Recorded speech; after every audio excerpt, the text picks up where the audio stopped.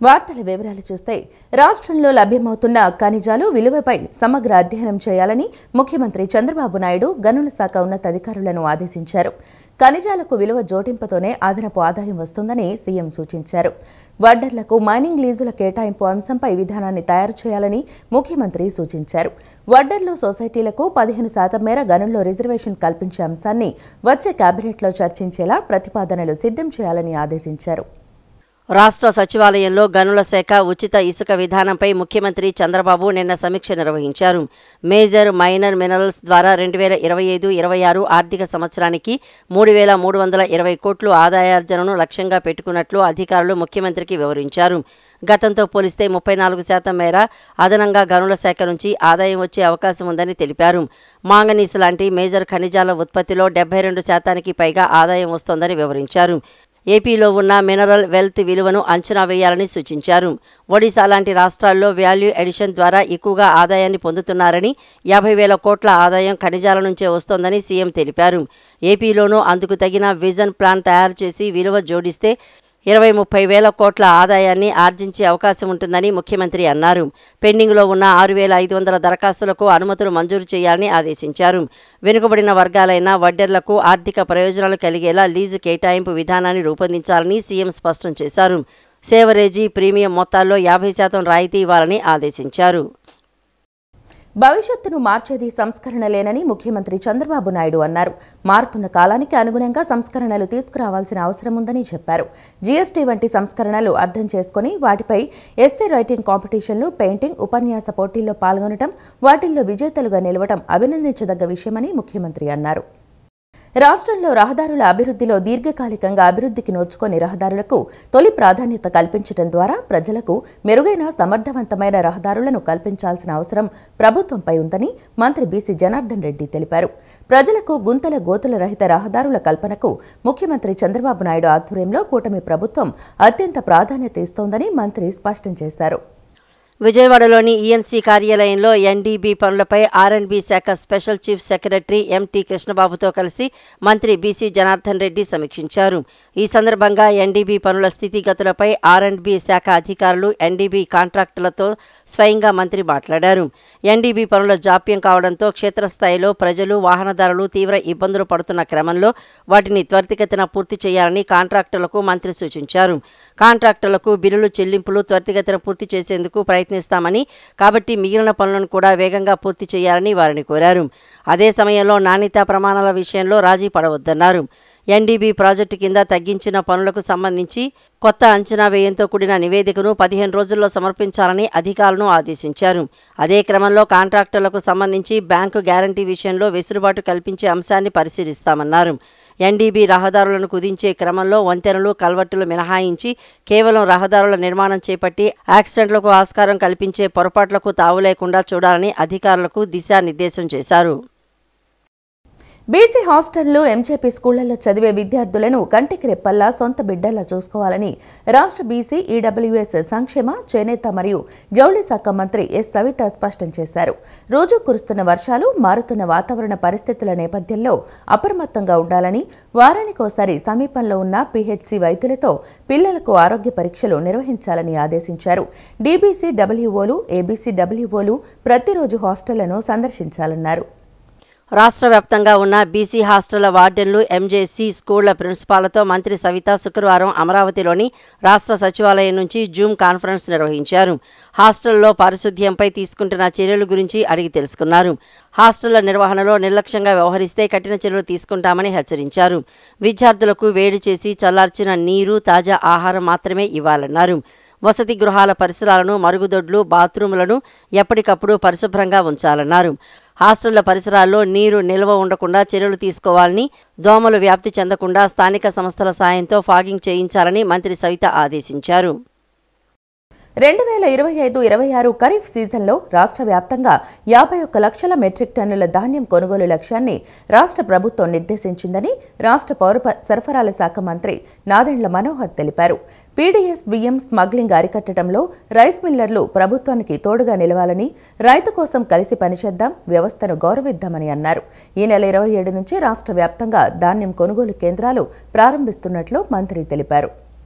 Andhra Pradesh rice millers association ప్రతినిధుల సమావేశం hotel తాజ్లో జరిగింది. కార్యక్రమానికి ముఖ్య అతిథిగా పాల్గొన్న మంత్రి నాదెండ్ల మనోహర్ మాట్లాడుతూ గత ప్రభుత్వం చేసిన 1674 కోట్ల రూపాయల బకాయిలను తీర్చడంలోనూ ఎన్నో ఆర్థిక ఇబ్బందులు ఉన్నప్పటికీ మిల్లర్లకు చెల్లించవలసిన 763 కోట్ల రూపాయలు చెల్లించడం ద్వారా కూటమి ప్రభుత్వం చాలా పారదర్శకంగా పనిచేస్తుందని అన్నారు. గత ఏడాది 34 లక్షల మెట్రిక్ టన్నుల ధాన్యం కొనుగోలు పూర్తి చేస్తామని చెప్పారు. ఈ ఏడాది 2025-26 ఖరీఫ్ సీజన్లో రాష్ట్ర వ్యాప్తంగా 51 లక్షల మెట్రిక్ టన్నుల ధాన్యం కొనుగోలు లక్ష్యంగా పనిచేయాలని పిలుపునిచ్చారు. బ్యాంకు గ్యారంటీలు 1:2 ఏర్పాటు చేస్తామన్నారు. ఇందుకు గాను 35 బ్యాంకు సేవలను ఉపయోగించుకోవచ్చు అని తెలిపారు.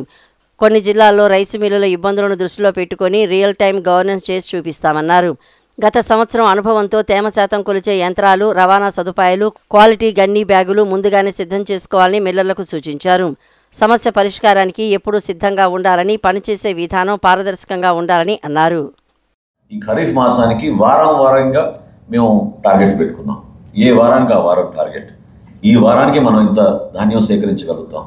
దానికి మనం రైతులకు ఇచ్చిన మాట మేరకు 48 గంటలలోపు పేమెంట్ చేయాలంటే ఏ విధంగా మనం ఫైనాన్షియల్గా దానికి సిద్ధంగా ఉండాలి. ఈ సీజన్కి కూడా అదే విధంగా మనం సిద్ధం అవ్వాలి. ఆ ఆలోచన మీ అందరిలో కూడా రావాలి. ఎక్కువగా మనకి జరిగిన ఈ 15 నెలల్లో మేము వెచ్చించిన సమయం ఢిల్లీ పర్యటనలో 2-3 సౌరభ్ గారు నేను చేశాం. నిజంగా మన FCI MD గారు అశుతోష్ గారు చాలా ఎంకరేజింగ్గా ఫస్ట్ డే నుంచి ఆయన ఆంధ్రప్రదేశ్ యొక్క ప్రాధాన్యత, అదేవిధంగా ఇక్కడ ఉన్న రైతాంగం గురించి, ఇక్కడ ఉన్న వ్యవస్థ గురించి కూడా వాళ్ళందరూ కూడా చాలా సపోర్టివ్గా పాజిటివ్గా మాట్లాడినప్పుడు కొత్త ఆలోచనతోటి మనం ముందడుగేద్దాం అనే భావనతోటి మనం ప్రతిసారి కొత్త కార్యక్రమాలు ఆలోచిస్తూనే వచ్చాం. ఎలక్ట్రానిక్ బ్యాంక్ గ్యారంటీస్ ఎందుకు పెట్టామంటే చాలా ట్రాన్స్పరెంట్గా ఉండాలి. మీరు ఎంతవరకు చేయగలుగుతారో మీరు ఇమీడియట్గా దాన్ని టేకప్ చేయండి. పాపం వాస్తవంగా కొన్ని జిల్లాల్లో అప్పుల్లో ఉన్నారు, అనేక ఇబ్బందుల్లో ఉన్నారు. కరెంట్ ఛార్జీలు కూడా కట్టుకోలేక కరెంట్ డిస్కనెక్ట్ అయ్యే పరిస్థితికి వచ్చిందనే విషయం నా దృష్టికి మన విజయనగరం జిల్లా మంత్రి వారు శ్రీనివాస్ గారు కూడా తీసుకొచ్చారు. సో అందుకనే ఆ రోజున నిజంగానే స్పందించి ఎంత త్వరగా చేయగలుగుతాం త్వరగా చేద్దామని ఒక ప్రయత్నం చేశాం. ప్రధానమంత్రి నరేంద్ర మోడీకి ఆంధ్రప్రదేశ్ రాష్ట్రమన్నా ప్రజలన్న అమితమైన ప్రేమ ఉందని రాష్ట్ర వైద్య ఆరోగ్య శాఖ మంత్రి సత్యకుమార్ యాదవ్ అన్నారు. కర్నూలులో జరిగిన పర్యటన సందర్భంగా ప్రధాని ఈ విషయాన్ని మరోమారు చాటి చెప్పారని తెలిపారు. ప్రధాని నరేంద్ర మోడీ కర్నూలు పర్యటన విజయవంతమైందని తెలిపారు. ఈ కార్యక్రమంలో పాల్గొని ఏపీ అభివృద్ధి పథంలో భాగమైనందుకు ప్రధాని మోడీకి సత్యకుమార్ కృతజ్ఞతలు తెలిపారు. దేశంలోని మిగిలిన రాష్ట్రాలన్నింటికంటే కూడా ప్రధాని మోడీ హృదయంలో ఏపీకి ప్రత్యేక స్థానం ఉందని మంత్రి సత్యకుమార్ యాదవ్ తెలిపారు.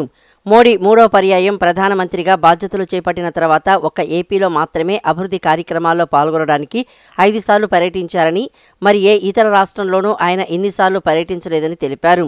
తాను ప్రధాని కార్యాలయంలో ఈ విషయం గురించి స్వయంగా అడిగి తెలుసుకున్నానని చెప్పారు. మోడీ 3వ పర్యాయం ప్రధాని అయ్యాక 2024 జూన్ 12న తొలిసారిగా ఏపీలో కూటమి ప్రభుత్వ ప్రమాణ స్వీకారోత్సవానికి వచ్చారని, రెండోసారి ఈ ఏడాది జనవరి 8వ తేదీ విశాఖపట్నం నగరానికి వచ్చారని చెప్పారు. ఈ సందర్భంగా రాష్ట్రంలో 2.1 లక్షల కోట్ల విలువైన అభివృద్ధి పనులకు శంకుస్థాపన చేశారని తెలిపారు. మే నెల 1, 2 తేదీల్లో అమరావతిలో పర్యటించి 58,000 కోట్ల విలువైన అభివృద్ధి పనులకు శంకుస్థాపనలు, ప్రారంభోత్సవాలు చేశారన్నారు. తదుపరి 4వ పర్యాయం జూన్ 21వ తేదీన విశాఖపట్నంలో అంతర్జాతీయ యోగా దినోత్సవంలో పాల్గొన్నారని, లక్షలాది మందితో ఒకేసారి 3 లక్షల మందితో యోగాసనాలు వేయడం ద్వారా ఏపీ గిన్నిస్ రికార్డు నమోదు చేసిన ఈ కార్యక్రమంలో మోడీ స్వయంగా పాల్గొనడంతో ప్రపంచం మొత్తం ఏపీ వైపు చూసేలా చేశారని అన్నారు. ఇప్పుడు 5వసారి కర్నూలులో పర్యటించి 13,430 కోట్ల విలువైన అభివృద్ధి పనులకు శంకుస్థాపనలు, ప్రారంభోత్సవాలు చేశారని తెలిపారు. రబీ సీజన్లో రాష్ట్ర వ్యాప్తంగా శనగ పంట సాగు చేసే రైతులకు సబ్సిడీపై విత్తనాలు అందుబాటులోకి తీసుకురావడానికి ప్రభుత్వం చర్యలు తీసుకుంటుందని వ్యవసాయ శాఖ మంత్రి కింజరాపు అచ్చెన్నాయుడు తెలిపారు. రైతులు ఆందోళన చెందాల్సిన అవసరం లేదని మంత్రి అచ్చెన్నాయుడు భరోసా ఇచ్చారు. రాష్ట్ర ఆర్థిక పరిస్థితులు ఎంత కఠినంగా ఉన్నా రైతుల పట్ల కూటమి ప్రభుత్వం కట్టుబడి ఉందన్నారు. రైతు అభ్యున్నతే తమ లక్ష్యమని, ప్రతి రైతు అవసరాలను గుర్తించి వారికి అవసరమైన విత్తనాలు సమయానికి అందేలా చర్యలు తీసుకుంటున్నామని మంత్రి కింజరాపు అచ్చెన్నాయుడు అన్నారు. రైతులకు నాణ్యమైన విత్తనాలు అందించేందుకు వ్యవసాయ శాఖ ఇప్పటికే జిల్లాల వారీగా అంచనా వేస్తుందని, ప్రతి రైతు అవసరాలకు సరిపడా విత్తనాలు అందుబాటులో ఉండేలా అధికారులకు ఆదేశాలు జారీ చేసినట్లు ఆయన తెలిపారు. రైతు కష్టపడి పండించే ప్రతి గింజ రాష్ట్ర ఆర్థిక వ్యవస్థకు బలమవుతుందన్నారు. అందుకే ముఖ్యమంత్రి చంద్రబాబు నాయుడు నాయకత్వంలో కూటమి ప్రభుత్వం రైతు సంక్షేమమే ధ్యేయంగా ముందుకు సాగుతోందని తెలిపారు. రైతు కోసం కొత్త ఆలోచనలు, సాంకేతికతను ఉపయోగించి వ్యవసాయం లాభదాయకంగా మారాలనే ఉద్దేశంతో సీఎం చంద్రబాబు ప్రత్యేక దిశానిర్దేశాలు ఇచ్చారన్నారు. రైతు ఆదాయాన్ని పెంచే ప్రతి కార్యక్రమానికి ప్రభుత్వం అండగా ఉంటుందని మంత్రి పేర్కొన్నారు. విజయవాడ నగరపాలక సంస్థ కమిషనర్ ధ్యానచంద్ర ఆదేశాల మేరకు దోమల వల్ల కలిగే వ్యాధుల నుండి నివారణ కొరకు ఫ్రైడే డ్రైడే నిర్వహణ ద్వారా ప్రజలకు అవగాహన కల్పించారు. దేవినేని, గాంధీపురం, శాంతినగర్ ప్రాంతాలలో ఫ్రైడే డ్రైడే కార్యక్రమాన్ని నిర్వహించి ప్రజలు దోమల బారిన పడకుండా ఉండేందుకు వీఎంసీ సిబ్బంది అవగాహన కల్పించారు. అందులో భాగంగా అక్కడ నివసిస్తున్న ప్రజలు వారి ఇళ్లలో ఉన్న నీటి నిల్వలను శుభ్రం చేస్తూ ప్రతి ఫ్రైడే డ్రైడేగా నిర్వహించాలని వారికి అవగాహన కల్పిస్తూ దోమలు పెరగకుండా యాంటీ లార్వా ఆపరేషన్లు నిర్వహించారు. ఈ కార్యక్రమంలో బయాలజిస్ట్ కామేశ్వరరావు, మలేరియా సిబ్బంది, ఏఎన్ఎంలు, ఆశా వర్కర్లు పాల్గొన్నారు. విద్యార్థి దశ మానవ జీవితాన్ని మలుపు తిప్పుతుందని, బండరాయిగా ఉండిపోవాలో శిల్పంగా మారాలో విద్యార్థులు నిర్ణయించుకోవాలని ప్రముఖ సినీ దర్శకులు విఎన్ ఆదిత్య అన్నారు. అన్ని దశల్లో తాము ఏంటో నిరూపించుకోవాలన్నారు. Siddhartha academy of general and technical education స్వర్ణోత్సవ సంవత్సర కార్యక్రమంగా P V Siddhartha arts and science కళాశాలలో శుక్రవారం నిర్వహించిన అంతర్రాష్ట్ర సాంస్కృతిక పోటీలు నవోన్మేషకోత్సవం కార్యక్రమానికి ముఖ్య అతిథిగా విచ్చేసిన ప్రముఖ సినీ దర్శకులు విఎన్ ఆదిత్య మాట్లాడుతూ తాను సిద్ధార్థ పూర్వ విద్యార్థినని చెప్పుకోవడానికి గర్వపడతానని అన్నారు. అపజయాలు ఎదురైనా కుంగిపోని మానసిక సంసిద్ధత, ప్రశాంతత సిద్ధార్థ కళాశాల తనకు నేర్పిందని, కార్పొరేట్ సంస్కృతికి భిన్నంగా మార్కులకు మించిన కొలబద్దలను ఈ కళాశాల పరిచయం చేసిందన్నారు. కళాశాల కన్వీనర్ నిమ్మగడ్డ లలితాప్రసాద్ మాట్లాడుతూ రాజ్ కపూర్ సినిమా ఆవారా పాటలో ప్రస్తావించినట్లు మనం ధరించే వస్తువులు ఏ దేశానికి చెందినవైనా భారతీయతను విద్యార్థి మరోరాదని అన్నారు. ప్రిన్సిపాల్ డాక్టర్ మేకా రమేష్ మాట్లాడుతూ విద్యార్థులను అన్ని రకాలుగా ప్రోత్సహించేందుకు అటు ఉపకార వేతనాలు, ఇటు సాంస్కృతిక కార్యక్రమాలు అందుబాటులో ఉంచుతూ సిద్ధార్థ అకాడమీ ఉన్నత విద్యకు ఊతమిస్తోందని అన్నారు. ఈ సందర్భంగా సినీ దర్శకులు ఆదిత్యను వారు ఘనంగా సత్కరించారు. పోటీలను ఆదిత్య లాంఛనంగా ప్రారంభించారు. గ్లోరియస్ ఇయర్స్ గోల్డెన్ జూబ్లీ సెలబ్రేషన్స్లో భాగంగా నవోన్మేషిక ఉత్సవం అనే ఒక ఫెస్టివల్, కల్చరల్ ఫెస్టివల్ని కండక్ట్ చేస్తుంది. Inter collegiate cultural competitions. దానికి ఇనాగ్రల్ ఫంక్షన్కి నేను గెస్ట్గా రావటం నాకు చాలా హ్యాపీగా ఉంది. ఇక్కడికి ఎప్పుడు వచ్చినా నేను ఒక స్టూడెంట్ లాగే ఉంటుంది. నాకు చాలా రిజ్యూనేటింగ్గా ఉంటుంది విజయవాడ రావటం, మా కాలేజీలో మా ఫ్యాకల్టీతో టైం స్పెండ్ చేయటం, మా అకాడమీ మెంబర్స్ని కలుసుకోవటం, వాళ్ళు ఎంకరేజ్ చేయటం వల్లే నేను ఇక్కడి నుంచి సినిమా ఇండస్ట్రీకి వెళ్ళాను. నా లైఫ్లో నేను ఏం సాధించినా దానికి బలమైన పునాది మా కాలేజ్ చేసిందని గర్వంగా చెప్పగలను. సో ఇది ఈ కల్చరల్ ఫెస్ట్ చాలామంది యువ కళాకారులు ప్రతిభని తీర్చిదిద్ది వాళ్ళు కూడా వివిధ రంగాల్లో, సాంస్కృతిక రంగాల్లో కూడా, ఎంటర్టైన్మెంట్ ఇండస్ట్రీలో కూడా వాళ్ళు సక్సెస్ఫుల్గా స్టార్డంతో రాణించడానికి ఈ వేదిక మళ్ళీ ఇంకో కొంతమందికి నాలాంటి వాళ్ళకి పునాది అవుతుందని మనం. ఈ వార్తలు ఇంతటితో సమాప్తం. నమస్కారం.